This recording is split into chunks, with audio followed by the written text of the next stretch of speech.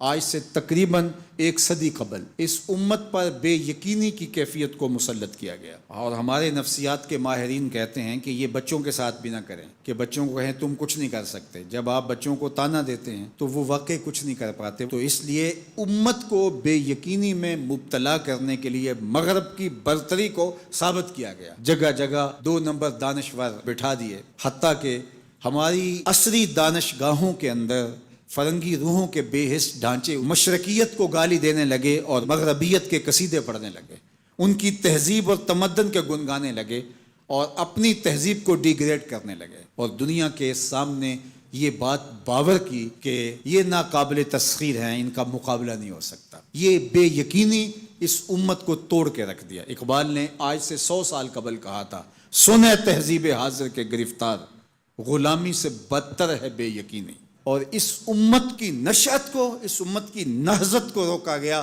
کہ نہیں تم مقابلہ نہیں کر پاؤ گے، اور یہ ماضی کے اندر بھی ہوتا رہا۔ قوم موسیٰ نے کہا تھا ہم تو مقابلہ کر نہیں سکتے، موت سے بدتر زندگی تھی، اور یہ بالکل ہتھیار پھینک چکے تھے۔ پھر حضرت موسیٰ آئے اور ان کو کھڑا کیا، ہمت دلائی، دریائے نیل کے کنارے آئے تو پھر اڑ کے کھڑے ہو گئے۔ چونکہ 12 قبیلے تھے تو کہنے لگے کہ ہم ایک ہی راستے سے نہیں گزریں گے، دشمن پیچھے چڑھا ہوا ہے اور یہ قوم اڑ کے کھڑی ہو گئی ہے دریائے نیل کے کنارے کہ نہیں ہم ایک سوراخ سے نہیں گزریں گے، ہمارے قبیلے الگ الگ ہیں، لہٰذا ہمارے لیے الگ الگ راستے بناؤ۔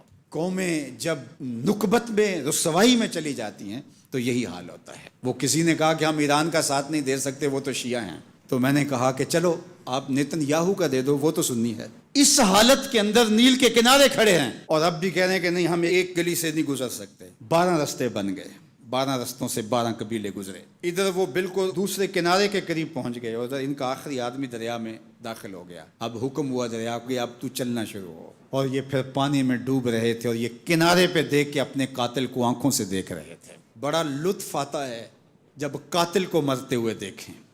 آج کل بڑا مزہ آ رہا ہے، آج کل بہت خوشی ہو رہی ہے۔ یہ آج ہی مجھے کسی نے بھیجا کہ اسرائیل کے وزیر ثقافت نے ایک ہاسپٹل پہ کوئی میزائل لگا ہے اور اس کی کوئی دیوار گر گئی ہے، تو اس نے کہا کہ یہ انسانیت تو نہیں ہے۔ میں نے کہا جب تم نے بچوں کو بھی کھینچ کے نکالا تھا اور آکسیجن کی نالیاں بھی توڑی تھی اور بم برسائے تھے، ان کی رگوں کے اندر بھی سرخ خون دوڑتا تھا، وہ بھی انسان تھے، تم اتنی جلدی بھول گئے؟ تم نے 80,000 لوگوں کو پیس کے رکھ دیا اور آج تمہیں مزہ آیا؟ میاں ابتدائے عشق ہے، روتا ہے کیا؟ آگے آگے دیکھیے ہوتا ہے کیا؟ ابھی تو لطف آئے گا، ابھی تو تمہیں پتہ چلے گا کہ درد کیا ہوتا ہے۔ ابھی 1-2 ماہ قبل آئرن ڈوم کی کہانیاں یہ دانشور ہمیں سنا رہے تھے، وہ کہتے تھے وہاں چڑیا بھی اندر نہیں جا سکتی، لیکن پھر دنیا نے میزائل جاتے دیکھے، کیسا خوف زدہ کیا ہوا تھا۔ نہیں ناقابل تسخیر ہے، اس کا مقابلہ نہیں ہو سکتا۔ وہ آسمان سے اترے ہیں، کیوں ان کا مقابلہ نہیں ہو سکتا؟ خدا چاہے تو ممولے سے شہباز کو لڑا دے، وہ تو ابابیلوں سے ہاتھی مروا دیتا ہے۔ تو اللہ جل شانہ کمزور نہیں ہوا، اس کی خفیہ تدبیریں ابھی ختم نہیں ہوئیں اور کبھی ختم نہیں ہوں گی۔ تم ایک چال چل رہے ہو اور وہ تمہیں چال میں پھنسا رہا ہے۔ میرے اللہ نے اس امت کے تنے نازک کے اندر زندگی کی لہریں پیدا کر دی ہیں اور ایک تموج پیدا ہو گیا ہے، اگرچہ آج بھی وہ فلسفہ، آج وہ دانشوری کا جعلی غلغلہ موجود ہے، آج بھی مایوسی کے نعرے لگائے جا رہے ہیں۔ 4 دن کی کہانی ہے، اس کے بعد آپ کو ایران کھنڈر بنا دکھائی دے گا، بن جائے کھنڈر، اس سے کوئی فرق نہیں پڑتا۔ جو پیغمبروں نے جنگیں لڑی ہیں اس کے نقصان پیغمبروں نے اٹھائے ہیں، اس سے کیا ہوتا ہے؟ تم کھنڈر کی بات کرتے تھو، کربلا کھنڈر نہیں بنا تھا، لیکن آج جھنڈے حسین کے جھول رہے ہیں، یزید کے تو نہیں جھول رہے۔ تو یہ کھنڈر اسرائیل بننے والا ہے، اسلام کا جھنڈا اونچا ہوگا۔ آل اسلام و یالو ولا یولا علیہ، اسلام سر بلند ہے، سر بلند رہے گا، اور شرق سے لے کر غرب تک جھنڈا میرے حضور کے نام کا لہراتا رہے گا۔ اس لیے ہمیں پوری قوت کے ساتھ ایران کے ساتھ کھڑا ہونا ہوگا۔ یہ ایران کی لڑائی نہیں ہے، یہ امت کی لڑائی ہے۔ یہ ان 80,000 بچوں کا، بوڑھوں کا، جوانوں کا بدلہ لینے کے لیے کھڑی ہوئی ہے امت، جن کو پیس دیا گیا اور ان کے اوپر نوحہ بھی نہیں پڑنے دیا گیا، جن کو بھوک اور پیاس سے تڑپا تڑپا کے مارا گیا۔ آج ان بچوں کا بدلہ لیا جا رہا ہے جو انہوں نے اذیتیں دی، جو کچوکے دیے۔ اس ممبر پہ بیٹھ کے ہم روتے رہے، ہماری خلوتیں، ہمارے حجرے آنسوں سے بھر گئے۔ ہم تو صدیوں سے روتے آ رہے ہیں جو ہمارے ساتھ ہوا۔ ہم نے اپنے بوڑھے باپ کو روتے ہوئے دیکھا اس امت کے لیے، ہم نے اپنے مشائخ اور اساتذہ کو روتے ہوئے دیکھا۔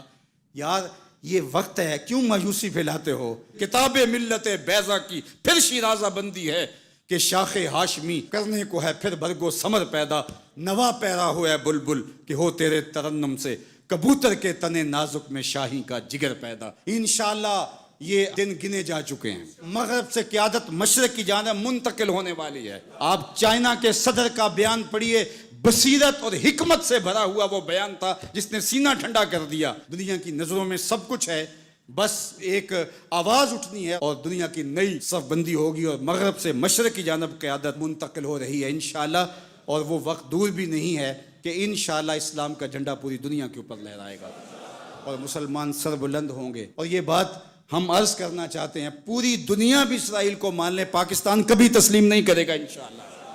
ہمارے بانی قائد اعظم محمد علی جناح نے کہا تھا کہ یہ امہ کے قلب میں گھسایا گیا خنجر ہے اور یہ مغرب کی ناجائز اولاد ہے، ناجائز ریاست ہے، کسی صورت کے اندر بھی ہم اس کو قبول نہیں کریں گے۔ آج یہ بات بھی سننے کو مل رہی ہے کہ شاید پاکستان ایران کے خلاف اپنے اڈے فراہم کر رہا ہے، ایسا کبھی نہیں ہوگا، یہ سوائے افواہ کے اور کچھ نہیں ہے۔ اللہ نے ہمیں یہ پچھلے دن جو عزت دی، جو وقار دیا انڈیا کے خلاف، ہم نے ناکوں چنے چبوائے ان کو، تو کیا ہم اس عزت کو خاک میں اپنے ہاتھوں سے ملا دیں گے؟ ہم اتنے گرے ہوئے ہیں کہ اپنے ہمسائے ملک کے مقابلے کے اندر ہم اڈے فراہم کر دیں گے؟ کیا ہماری غیرت اتنی بھی نہیں ہے؟ کبھی نہیں ہوگا انشاءاللہ۔ ہم ایران کے ساتھ کھڑے ہوں گے، کیسے کھڑے ہوں گے یہ ہمارے عسکری ماہرین کا تجربہ ہے کہ انہوں نے کیسے کھڑے ہونا ہے اور کس طرح ساتھ دینا ہے۔ ہم وہاں سے زخم لگائیں گے، تمہیں پتہ بھی نہیں چلے گا یہ تیر آیا کدھر سے ہے انشاءاللہ۔ تم چیخو گے لیکن تمہیں پتہ نہیں چل سکے گا کہ یہ پہنچا کیسے ہے، کس راستے آیا ہے۔ انشاءاللہ اب تمہارے رونے چیخنے کا دور شروع ہوا اور انشاءاللہ بیت المقدس ان قریب ایسے مرحلے میں پہنچے گا کہ ہم یہاں کہہ رہے ہوں گے کہ ہم بیت المقدس کے راستے مدینے جا رہے ہیں۔ انشاءاللہ بیت المقدس آزاد ہوگا اور ہم ایسے حج عمرے کریں گے کہ اللہ کے ایک گھر سے احرام باندھیں گے اور دوسرے گھر میں جا کے عمرہ کر کے اور حج کر کے کھولیں گے انشاءاللہ العظیم۔ وہ وقت جلد یا بدیر آنے والا ہے، چونکہ الحق کو یالو ولا یولا الیہ، حق ہی سر بلند ہوگا، جلد یا بدیر اسلام نے ہی غالب آنا ہے اور انشاءاللہ وہ آ کے رہے گا۔